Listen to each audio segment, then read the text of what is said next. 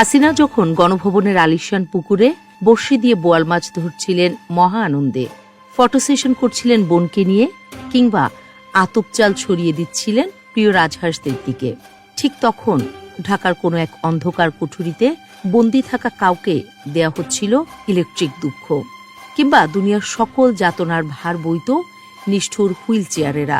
সবই হতো তার নির্দেশে। একদিকে সামাজিক যোগাযোগ মাধ্যম সয়লাভ হয়ে যেত তার ইলিশ পোলাও রান্নার ছবিতে, খেলতেন ব্যাডমিন্টন ছেলে নাতি নাতনিদের সাথে। অন্যদিকে কেঁদে কেঁদে বুক ভাসাতো ইলিয়াস আলীদের ছেলেমেয়েরা। ফোন রেকর্ডে শোনা যেত একরামুলের মেয়ের আর্তনাদ, আব্বু তুমি কাঁদতে সুজে। তিনি সব জানতেন।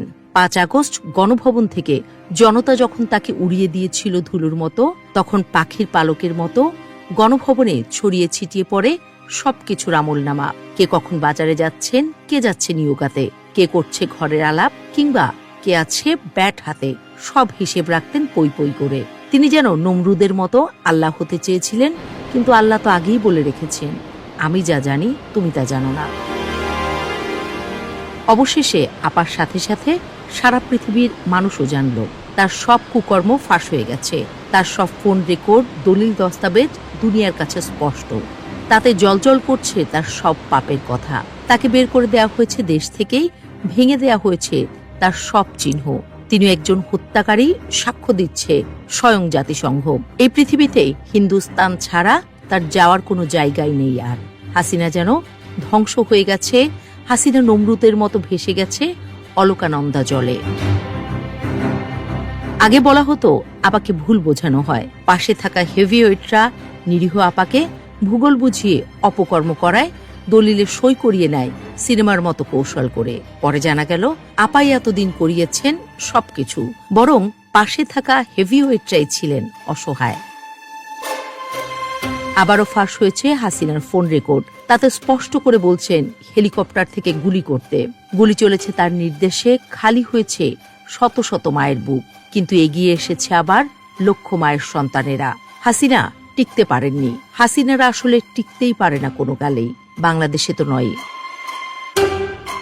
আজ শেখ হাসিনার বিচার হচ্ছে।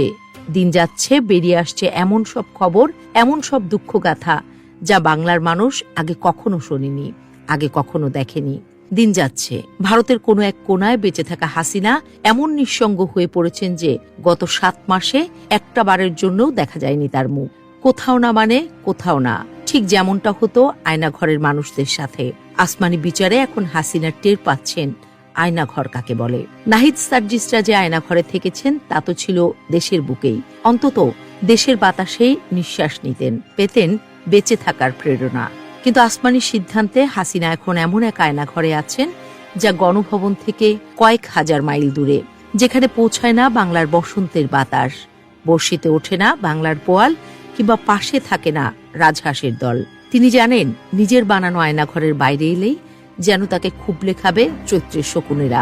এত সব হাহাকার বুকে নিয়ে হাসিনা যখন ঘুমাতে যান, তখনও তার নিস্তার নেই।